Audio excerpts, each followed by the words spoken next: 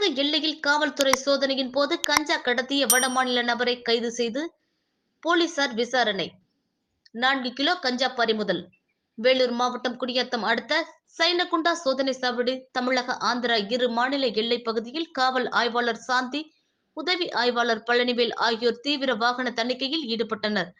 அப்போது அவ்வழியாக வந்து கொண்டிருந்த நபரை சந்தேகத்தின் பேரில் பிடித்து விசாரணை மேற்கொண்டதில் அந்த நபர் அசாம் மாநிலத்தைச் சேர்ந்த மங்கல்முஜி என தெரிய வந்தது. மேலும் தமிழகத்தில் கஞ்சா விற்பனை செய்ய வந்ததாக கூறப்படுகின்றது. இதனைத் தொடர்ந்து அந்த நபரிடம் இருந்த சுமார் 2 லட்சம் மதிப்பிலான 4 கிலோ கஞ்சாவை போலீசார் பறிமுதல் செய்து தீவிர விசாரணை மேற்கொண்டு வருகின்றனர்.